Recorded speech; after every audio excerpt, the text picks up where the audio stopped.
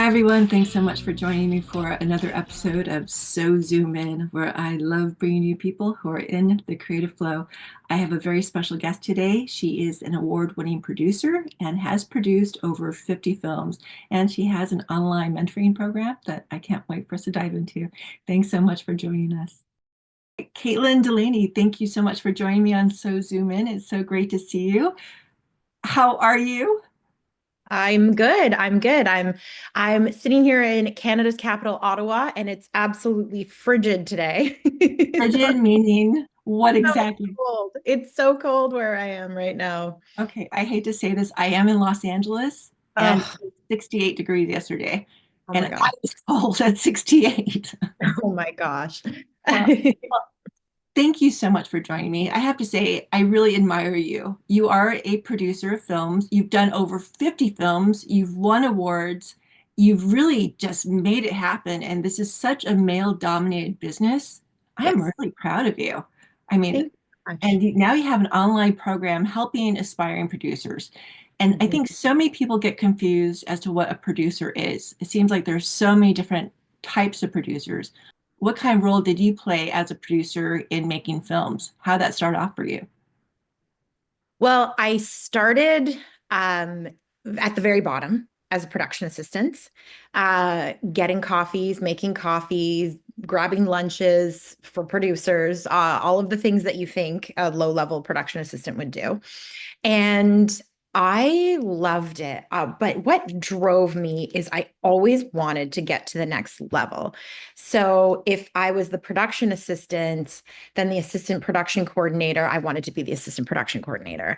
And then I had a permanent desk in the production office and I got to see some of the documents coming in. And then when I was the assistant production coordinator, I wanted to be the coordinator because the coordinator was the head of a department and the coordinators run the production office. The coordinators are the unsung heroes, I think, of the production world because they are the heartbeat. They are responsible for all of the communication between above the line producers, directors, um, and then the below the line crew. And they kind of facilitate all of the organizational communication. So everything runs through the coordinator. So it's a really important position. They also make sure everybody knows where they're going. They book all the travel for actors, crew, producers, directors.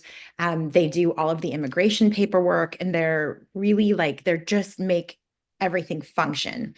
Then, when I was in the production coordinator seat, I would be organizing all of the meetings that went on in the boardroom with the closed door. And I was like, I want to know what happens in those meetings. So then I'm like, I'm going to be a production manager. So that's what I worked towards is becoming a production manager. Um, and then when I did that, Shane Boucher, who was the art director and sometimes production designer, he ran all of the art department, which he did really, really well. He'd be like, don't tell me my budget. Just tell me the numbers that you have, and I'll give you my department budgets. And he was like, I think I can do this for the whole show. And I was like, I think you can too. He's like, if I go out and get shows, will you be my production manager? And I was like, absolutely. So we did our first show, and then we got another, and then we got another, and we started to get busier. And he's like, I think you should be a producer. And I said, yeah, well, we're going to need another production manager. So I saw this girl, Brooklyn, and I brought her in as an assistant coordinator. And then I said, looking around, even looking on set, I was like, this is the girl. She is the one. So I talked to Shane. I'm like, I think Brooklyn's it. I think Brooklyn is the one. And he said, okay, well, I trust you. Let's do it. So I trained her as my assistant production manager to be the production manager. And then I moved into producing. And she, within 3 years, was producing herself. And when people saw this, they were like, can you train me? Because they saw how quickly Brooklyn could move. And so that's kind of like how Uplight Academy was born. Because in Ottawa, it's a regional market, which we grew from 3 movies a year to the industry does 30, sometimes 40. So, but it's still Ottawa. So I'm like, how do I reach other people who need this training to grow their own regional markets? And that's how Uplight Academy was born. So Uplight Academy is an online training and mentorship school where no matter where you are, you could be You could be in Cincinnati, you could be wherever, and you have access to myself and trainers from all over the world. And what makes this program different is the live mentorship. So you could take a master class or you could take something and you can watch things at your own pace. But it's up to you to extrapolate. And if you have questions, sometimes you might get a chat bot that you can ask general questions to. But what make Uplight different is that every week there's an opportunity for live mentorship and interaction. So we have skill shares where we go on Zoom and I show you how to read a call sheet. What does everything producer, production manager needs to know about that call sheet? What are tax credits? I came from a college, from a TV broadcasting program, and I knew I wanted to be a producer, but I didn't know what a tax credit was. And the tax credit, no matter where you are in the world, it's going to be part of your budget. There's no ifs, ands, or buts about it. So what's a tax credit? How do we do a daily production report? How do you negotiate with unions? We have people from unions coming on saying, hey, if you're a new production or production manager, this is how you approach us. This is what you need to ask us. This is what you need to know about managing your crew. So what we found is that people are really responding to it because in the Q&As, you can ask a specific question about your specific pain point.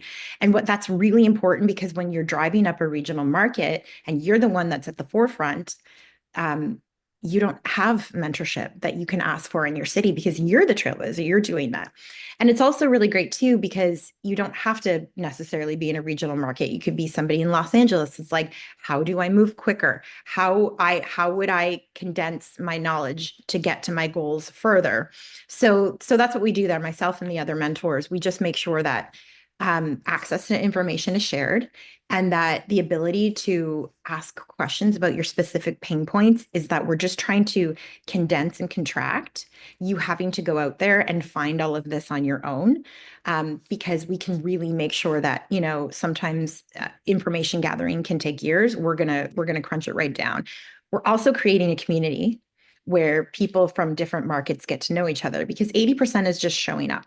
You've got to show up. So if you're new to the industry and you don't have the means or the time to go to other markets to meet people in person, well, now we've created a space online where people Yeah. can. I don't think people will know what market means. What exactly do you mean by that? Sure. So there's film festivals and there's film and television markets. So a market could be at a film festival, but it could be standalone, is where you go to buy and sell, you go to premiere your films, and you go to network, and you go to, you might go to meet film commissioners because you might be interested in shooting in Budapest. So the film commissioner from Budapest might be there. And there's industry training center sessions where you can get to know what's going on in the international film market. And then there's also lots of opportunities to network and interact. Yeah, I think a lot of people get confused as to what a producer does. It seems like there's so many different types of producers. People think, oh, they're just the money. It seems like Right. there's so much than that. So in on your mentorship program, what kind of producer levels do you teach? And what different levels are there? So there is a great emphasis on physical production. So we teach you how to actually produce something on the ground with the money that you either raise, so you go out there and you get the money, or you could do service where somebody comes to you with money and says, can you physically produce this for me? So it's a really great opportunity for people who are emerging, who might not have the opportunity or the network to finance their own films.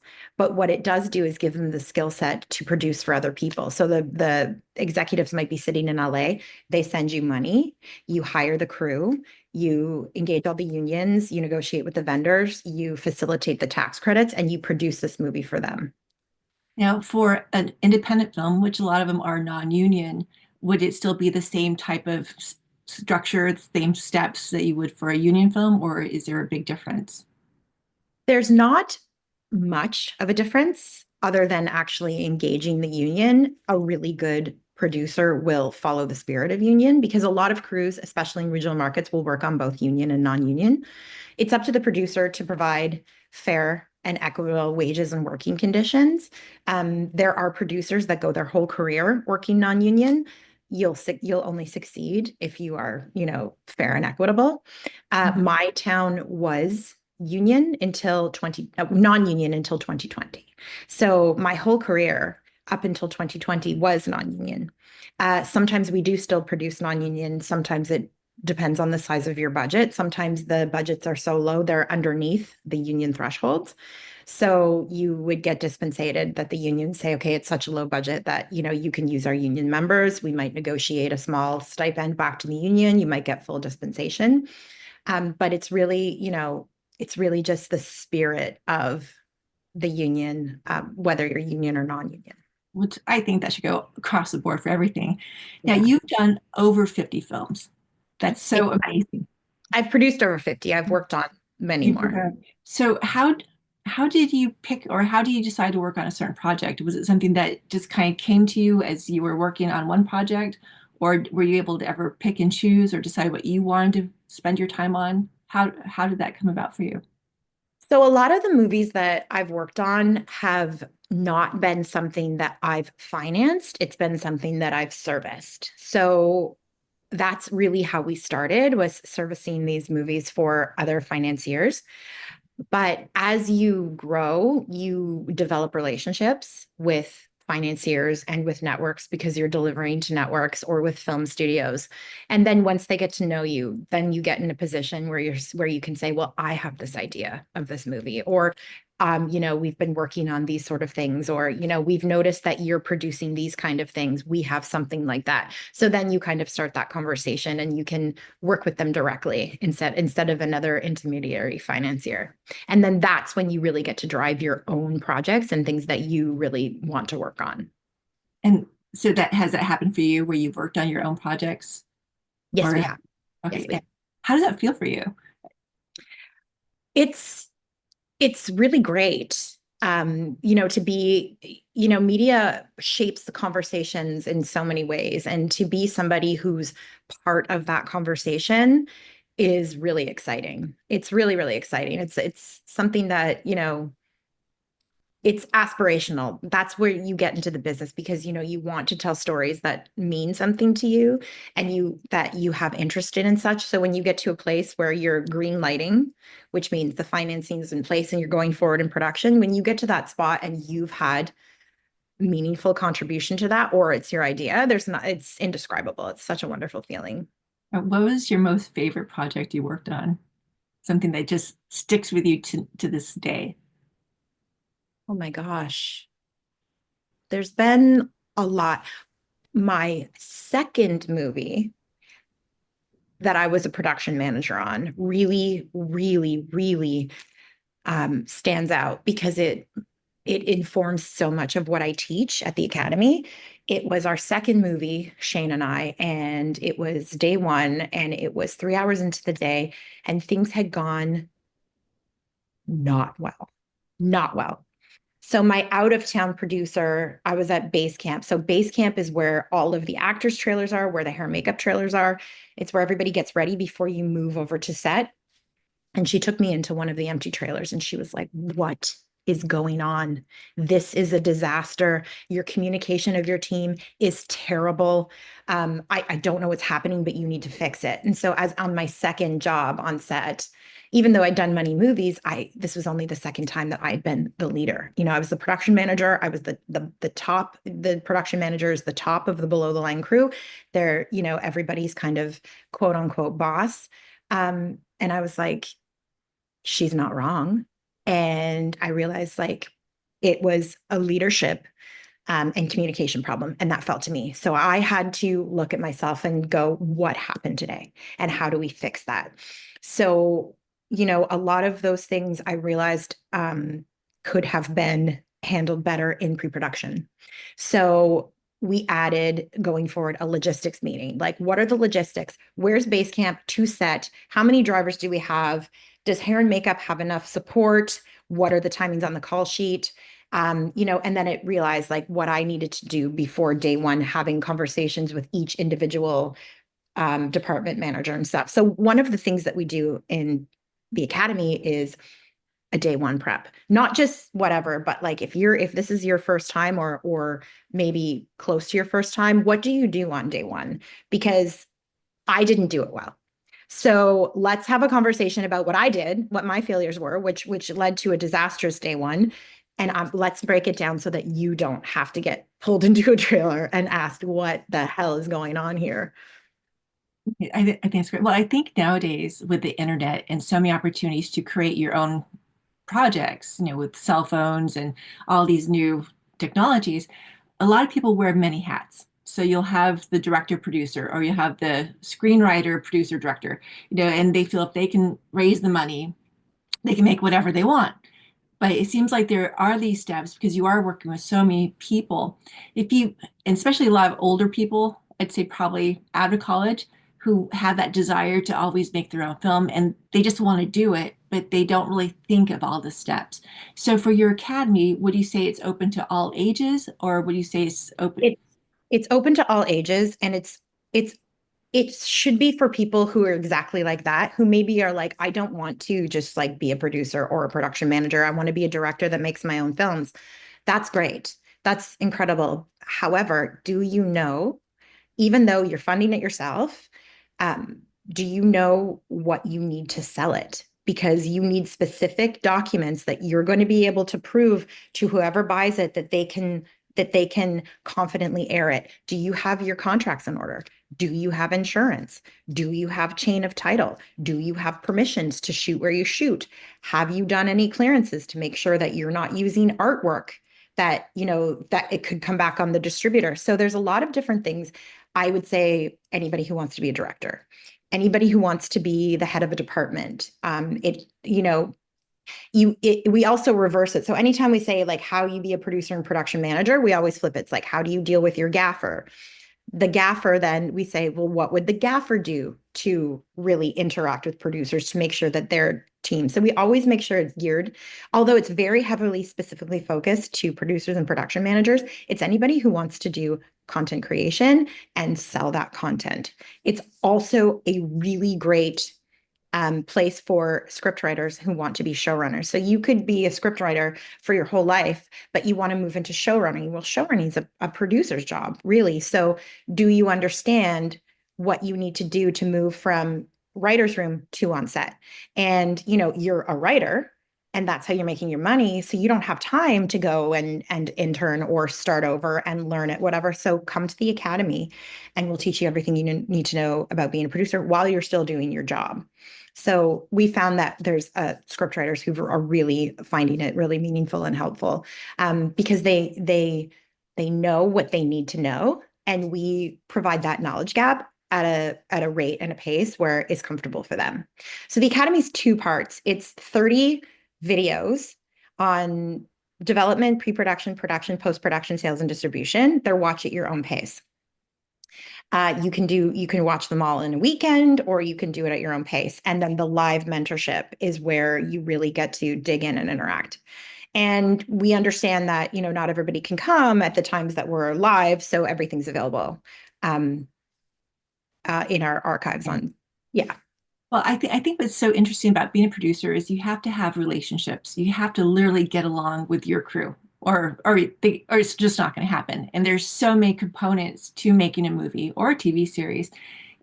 As a producer, how do you figure out how to balance everything with different personality types? Because there's always going to be the asshole. There's always going to be the kisser upper. How do you balance all of that without losing your mind? Personalities are definitely something. If you're gonna undertake that, if you take on any sort of leadership role on set, there might be assholes in departments that we don't even know about because the department head is able to manage that. Mhm. But the number one rule that I have is that, a lot of them, when they come to you and they're angry and they're amped up, some are new, they don't know how to manage their emotions. Sometimes they don't know how to interact with a producer. So you always kind of have to like meet them where they are. And what that is that it's compromise or communication. So if they're frustrated about something, is there a way that you can compromise with them to make them happy? Compromise is something you have to do a lot as a producer. You have to give this, but then take that.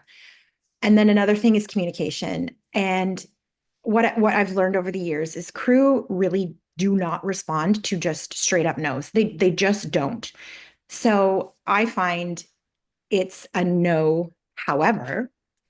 And if you explain to them why you're saying no, and if you kind of like open up the view a little bit and tell them why they're not getting their specific gear, or they can't have more hands on deck that day or something, it's really, 95% of the time, the conversation ends there because you've communicated with them and it's not just a straight up no. If you just say no for the sake of no, you will not hold the respect of your crew. For myself, like what my crew says about me particularly is, if you ask Caitlin for something, she's probably going to say no, but she'll tell you why. You'll understand why. So it's just like, it's communication, communication, communication. Like if you're an on the ground producer, which is most of what I do, it has to be communication. You're communicating with your financiers that are 99% of the time not in your city. You're communicating with them through your paperwork and also with your follow-ups. If there's an issue, if something happens, you communicate before they hear about it. You're communicating with your accountants all the time. You're making sure that you understand where you sit with the budget all the time. You might make a decision and you tell somebody on set, go get that crane. But if you don't communicate that you've approved that to your production manager, who's managing your work and project budget, who's moving things around every day, if you don't communicate that to your accountants, then that bill comes in, and that bill could come in 3 months later, and then you don't look good, because now all of a sudden you have to explain why there's a $10,000 overage in your grip gear because you said that they could have a crane on day 7, and then your financiers are like, what? So it's all communication, communication, communication, making sure that everybody knows that's your role, making sure everybody knows what they can have, when they can have it, why they can have it. And if they can't have something, making sure they understand the why, so that there's no hard feelings and they don't feel like, well, she just said no to me because I saw that department head get that. So communication, communication, communication. You have to be a good communicator. You have to be a good communicator if you're a director. You have to make sure that your crew understands what the next scene is. How many shots are there? How are we going to be shooting this? You need to communicate with your editor to let them know how things are going to get cut. You have to be open to feedback as well. You have to be open to feedback from your editor saying, hey, the transitions in and out of the scenes, I'm not getting them. This is what you're going to need to shoot in order for your scenes to make sense. You have to listen to your script supervisor and your continuity. She's watching the eye lines. She's making sure that all of the scene gets shot the way that it's scripted. So any department head you have to be able to communicate. If you're in the assistant director department, that's all communication. The first AD is communicating for the director to the crew, making sure everybody knows what's going on. The second AD is communicating to everybody on the next day. So they're calling the actors for the next day, making sure they know when they show up, calling the background casting, making sure that they know what their times are and such. So if there's a breakdown in communication in one department, it will literally throw chaos into your day and most likely your preceding days. So when you're the producer, production manager, you have to be a clear communicator, but you also have to make sure that anybody that works under you as a department head is also communicating. Typically, how many producers work on a project? Like say on a standard film or one of your standard films, say it's union. Well, it really depends on who's involved. If it's a studio show, you might have an independent producer, you might have a service producer like myself, you'll have executive producers, you'll have a studio head who's essentially a producer. Sometimes, it might just be an executive producer that's giving the money. So there could just be the one. Sometimes we're working where we already, we're working for a network. So we know that it's going to go on that particular network. Sometimes a financier might put in money, make the show, and then sell it afterwards. So we don't know where it's going.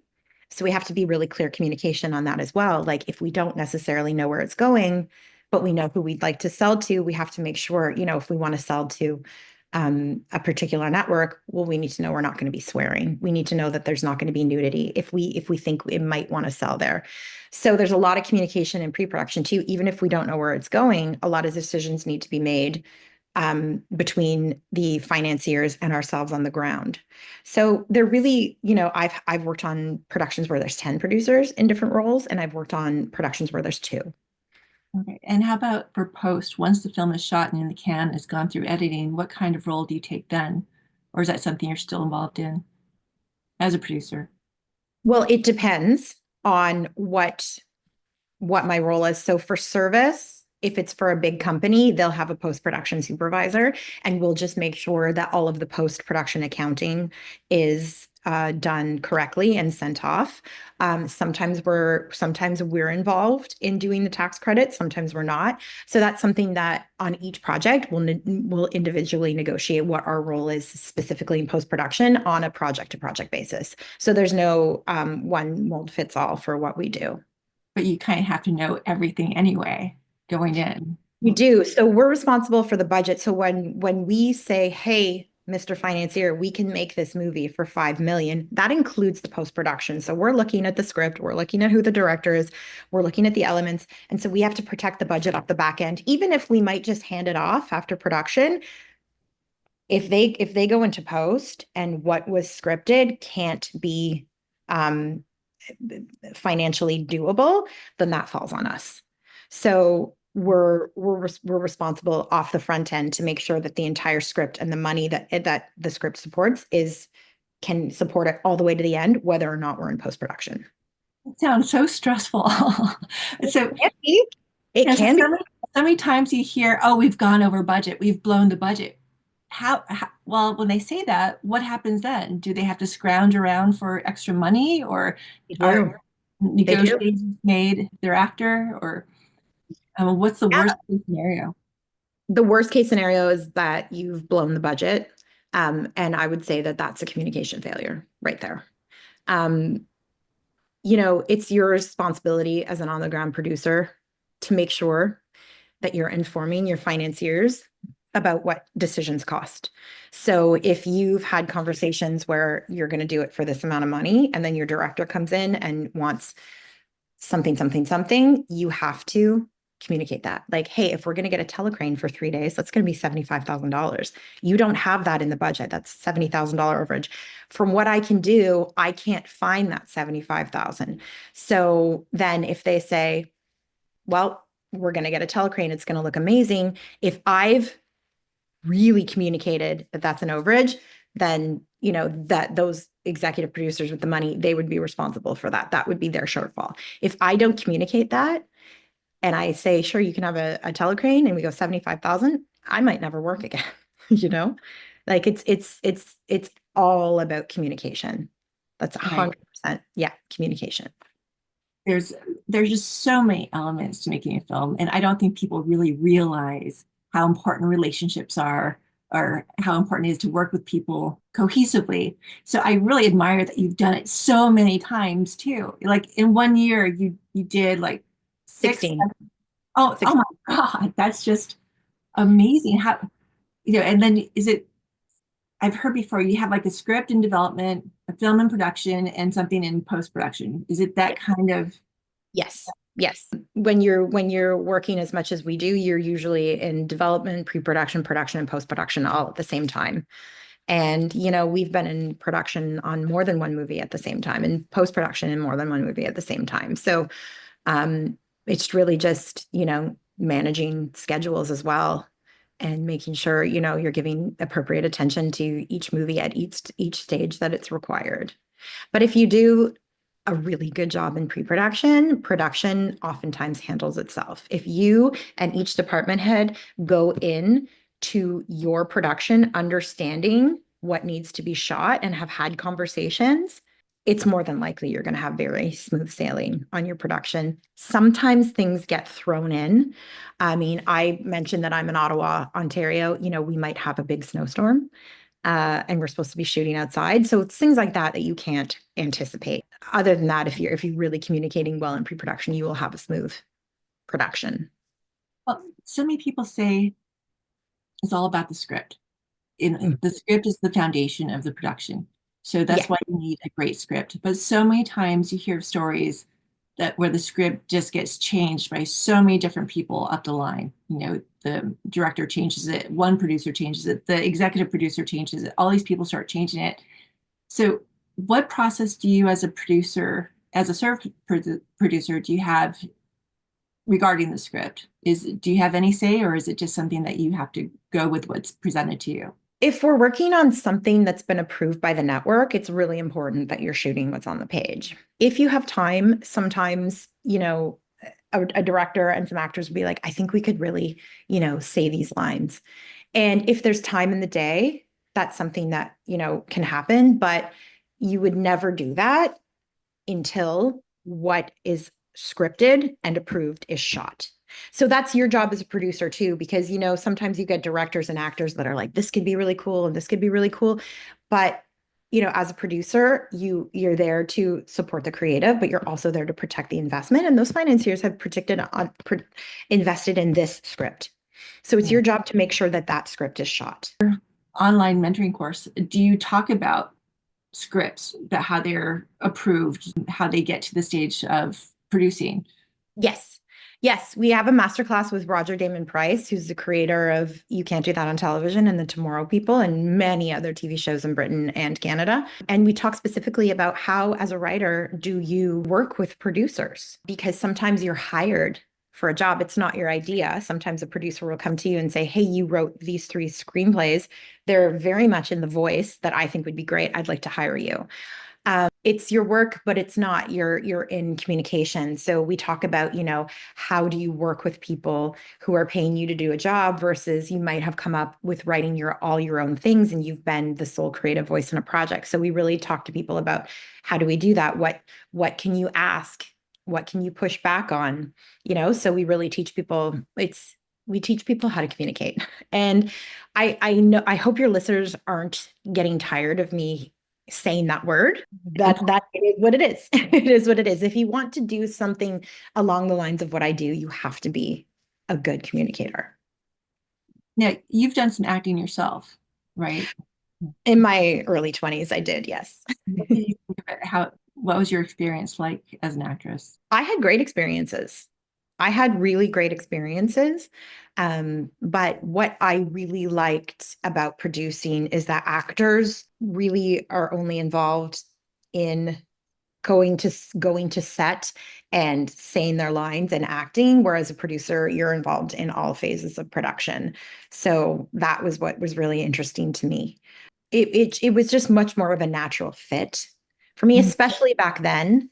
And there was more opportunities for me to grow fast as a producer rather than an actor. So that's kind of the route that I chose.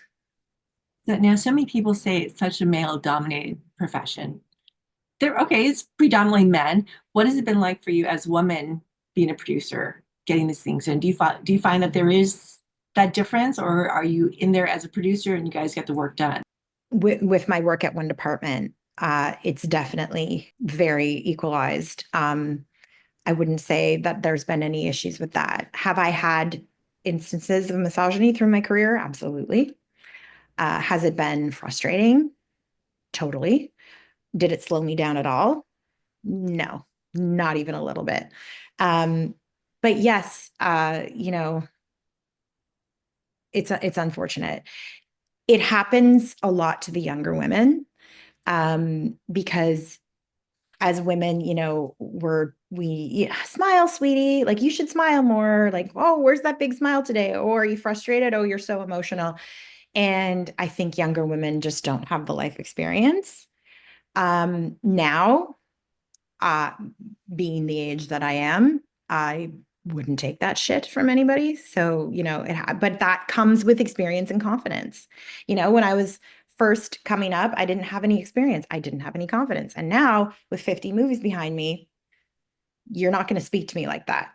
So yeah, it's just, ladies, it's just confidence. It's confidence and experience. And you don't necessarily need the experience to have the confidence. And Right. not ever let anybody make you feel small just because you're a woman.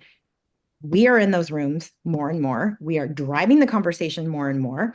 We are executives more and more. And, Only smile if you want to. You don't owe anybody a smile. Exactly. Well, if people have the passion to do it, they should do it. I just do it. And so there are a lot of people who have not gone to film school, who have not gone to college, but have this desire to create. And you see them doing it on TikTok or, other social media platforms where they just start creating. They Mhm. can really take that to the next level, and they don't know how. So something like your program could really help guide them and direct them to go to the next level. Absolutely. I do not believe, and don't get mad at me, I do not believe you need to go to film school to be extremely successful in this industry. When you get onto a set, it is just all on the job training, and it's up to you whether or not you want to absorb it and apply it or you don't.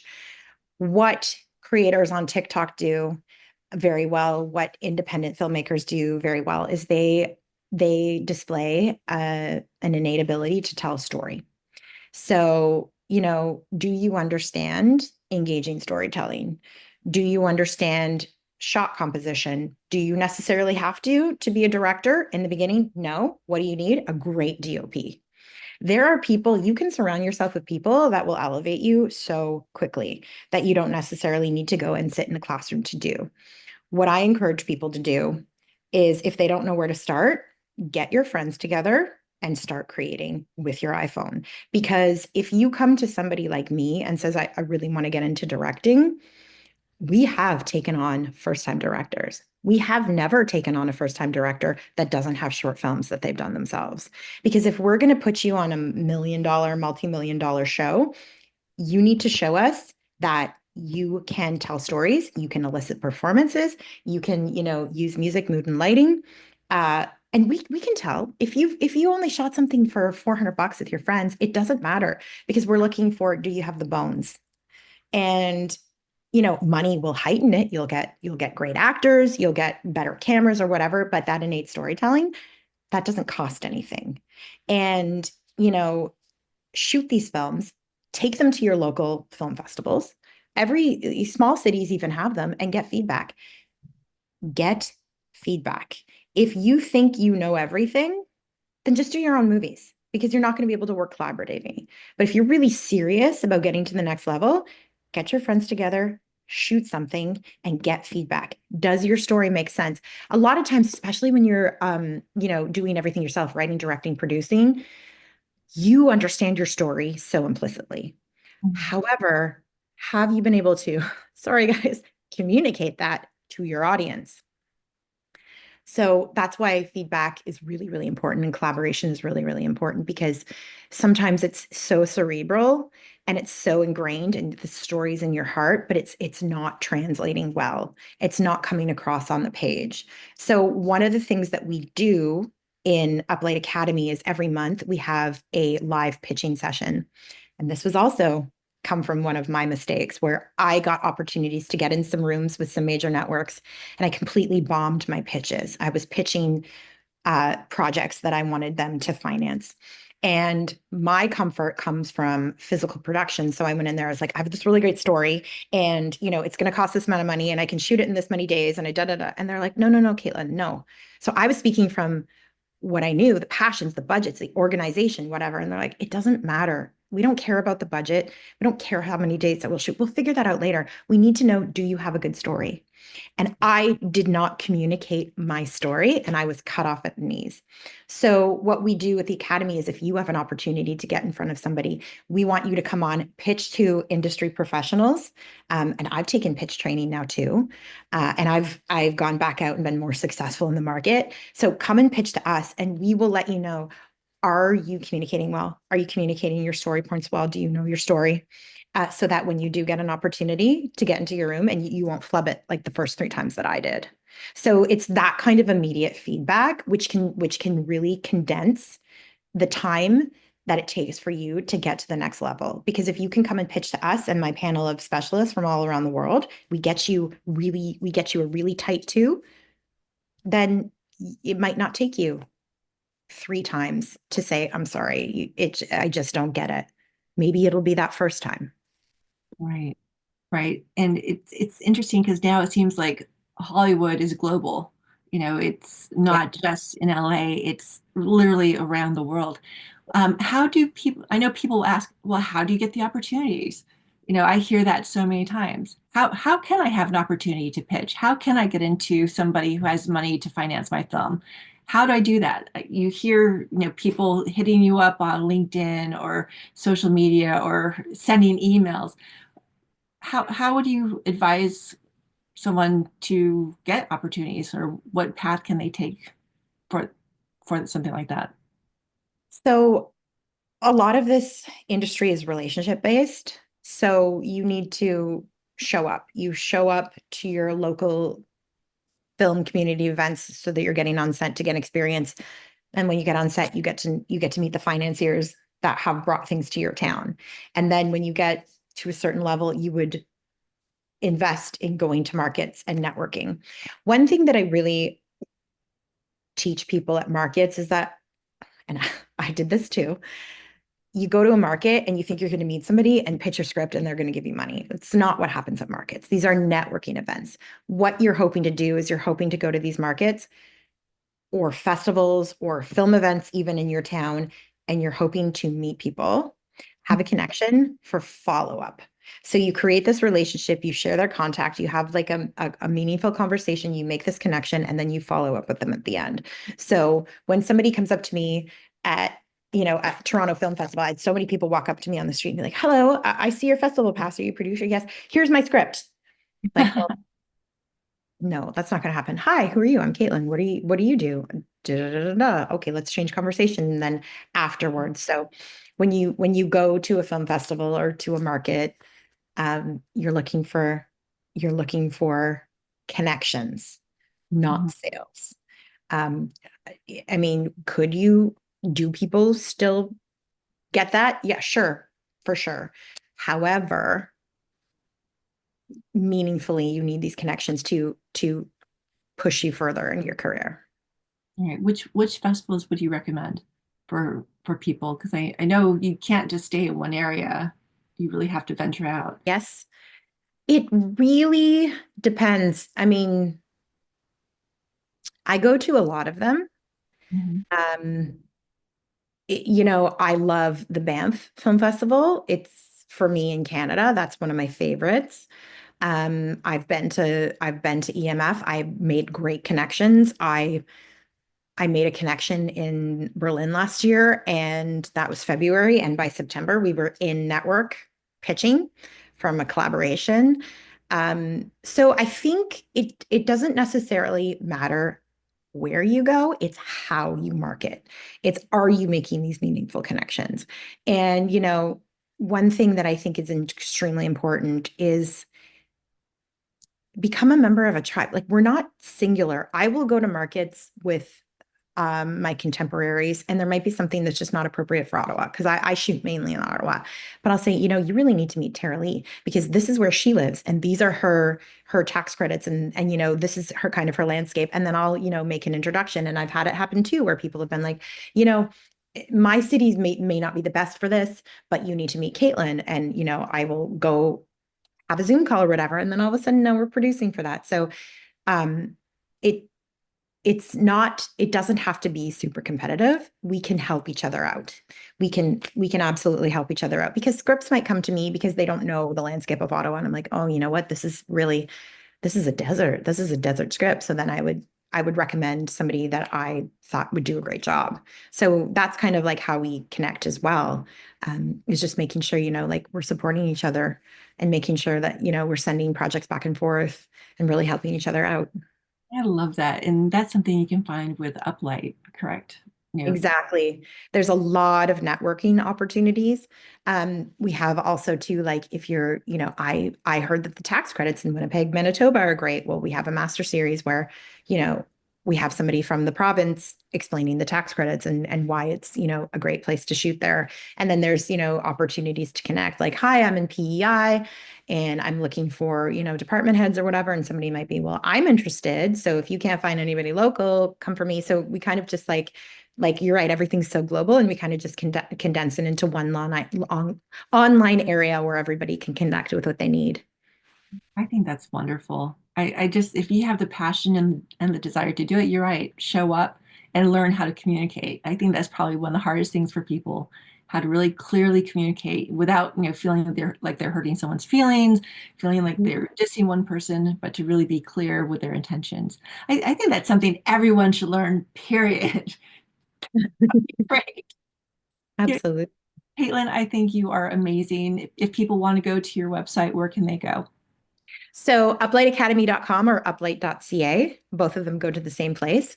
And if you scroll down, you can join all the courses are for free. So you can just sign up, you get the courses, you get the recorded master series, all of this information is for free. If you're interested in the membership, then you join the community. And yeah, and we just take it from there. We're up_light_academy on Instagram or uplight.ca. You can find us. And you don't have to be in Canada. You could be anywhere. Not have to be in Canada. Also with the courses too, you get all the documents that we talk about that took years to gather. But like if we're talking about location agreements, you get a draft location agreement, a blank one. If we're talking about a daily production report, you get a template for that. So all of that's available. And if you like it, tell a friend. And if you don't like it, tell us why. Well, and the documents too, those are pretty much universal, right? And They they're are. There are. So production is pretty much universal. There might be some terms, just like in Britain, the terms might be different, but it all means the same thing. right. And yeah, there's a lot of paperwork. You have to keep that trail, which is wonderful. I think you are amazing. I admire you so much. You go, girl. Yes, you're making it happen. You have the passion, the desire, and I love that you want to help people. I think that's great. There's so many people who want to do it. So one last word of advice to any aspiring producers out there, what would you like to let them know? You should go to your local film markets, team up with a director and produce for them. And, help them, guide them, see what's necessary, and then help them with the paperwork. It's all available online. You can do it. But just like network, network, network, and practice. And it doesn't matter to us that these are short independent films. The spirit of it is all the same. So get out there, do it, network, meet people, expand. And communicate clearly. Clearly. Love that. All right. Thank you so much, Caitlin. I appreciate your time. You have a great day. Thank you so much.